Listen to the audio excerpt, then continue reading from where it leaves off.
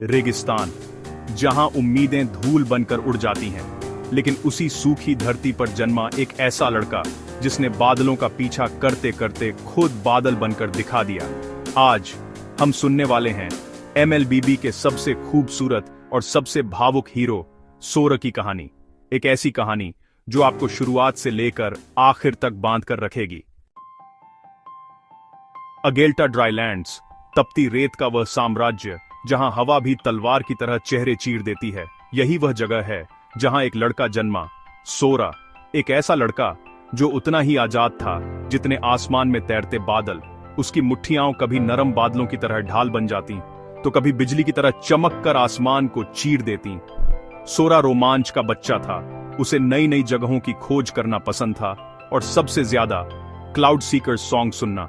एक प्राचीन गीत जो कहता था 99 ओएसिस पार करो, 99 रेत के तूफान झेलो, और जहां प्राचीन खंडहरों में बिजली गूंजती है वहीं मिलेंगे रहस्यमयी बादल। लेकिन यह सिर्फ गीत नहीं था, सोरा के भीतर जलती उम्मीद का दीपक था। दुष्काल का वह दिन जब उनके कबीले पर भीषण सूखा पड़ा, सोरा एल्डर के सामने खड़ा हुआ और बोला, मैं रहस्यमयी बादल ढूंढ कर लाऊंगा, मैं इस रेगिस्तान में फिर से जीवन लाऊंगा। एल्डर मुस्कुराए, उनकी आंखों में दया थी। उन्हें पता था बच्चों के सपने बहुत बड़े होते हैं, लेकिन रेगिस्तान वह सपनों को जिंदा नहीं छोड़ता। फिर भी सोरा अपनी बात से पीछे नहीं हटा।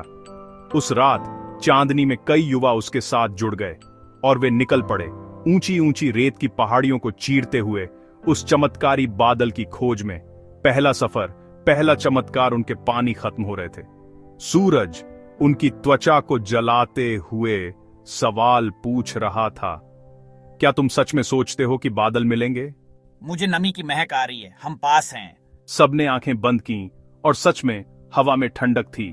वे दौड़ने लगे और सामने था एक ओएसिस। क्या यह संयोग था या उनकी उम्मीदों ने चमत्कार रच दिया? लेकिन असली परीक्षा तो अभी बाकी थी।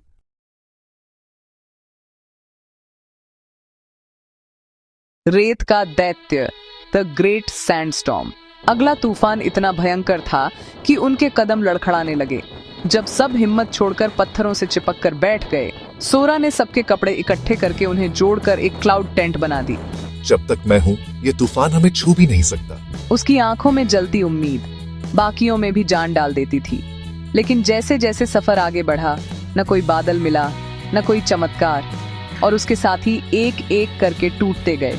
रेगिस्तान का हृदय, अंत या शुरुआत। वे आखिरकार रेगिस्तान के केंद्र पहुंचे, जहां कोई रहस्यमयी बादल नहीं था, बस टूटे हुए खंडहर और एक मौत का सन्नाटा।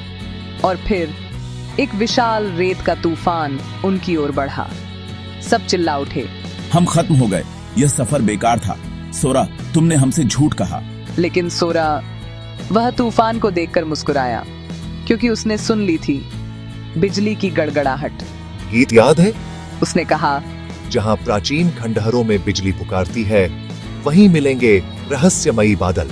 और वह दौड़ पड़ा, तूफान के दिल में छलांग लगाते हुए। Cloud transformation. सोरा का जन्म एक लेजेंड के रूप में तूफान के अंदर। सोरा एक अजीब जगह पहुंचा। वहां बादलों और रेत के धुंधले आकार थे। वो सब युवा जो सदियों से रहस्यमयी बादलों की खोज में आए थे और कभी लौट नहीं पाए। उनकी आवाजें गूंजी, हम बादल ढूंढना चाहते थे, हम अपने लोगों को बचाना चाहते थे, हम उम्मीद बनना चाहते थे। सोरा की आंखों में आंसू चमक उठे। उसे एक चमक दिखाई दी, ट्वाइलाइट ऑर्ब का टुकड़ा, जो इच्छाओं को रूप दे सकता था, जो सपनों को वास्तविक बना सकता था, जो उम्मीद को शक्ति में बदल सकता था। सोरा ने हाथ बढ़ाया और उसी क्षण वह खुद बदलने लगा। बादल उसके शरीर से जुड़े, बिजली उसकी नसों में दौड़ी, और एक दहाड़ के साथ वह तूफान से बाहर निकला। रहस्यमयी बादलों का अवतार बनकर उसने तूफानों को चीर दिया, रेगिस्तान को ढाल दी, और आसमान से वर्षा बरस पड़ी। सदियों के बाद अगेल्टा की मिट्टी ने फिर पानी चूमा, और तब सब समझ गए क्लाउड सीकर्स सॉन्ग का सच। रहस्यमयी बादल वह नहीं है जिसे तुम ढूंढते हो, वह है जो तुम बनते हो। Outro, strong ending. आज सोरा, बेलरिक और फ्लोरिन के साथ अगेल्टा की हर रेत में जीवन की बारिश लेकर जाता है। और जब कोई नया साहसी बच्चा क्लाउड सीकर सॉन्ग गुनगुनाते हुए गुजरता है, सोरा के बादल रुक जाते हैं उनके साथ स्वर मिलाने के लिए। Hearts with a firm persistence, far may the youth explore. Out of the sand and oasis is reborn. अगला लोर किस हीरो का सुनना चाहेंगे? अगर आपको सिनेमैटिक MLBB स्टोरीज पसंद हैं तो वीडियो को लाइक करके चैनल सब्सक्राइब करें।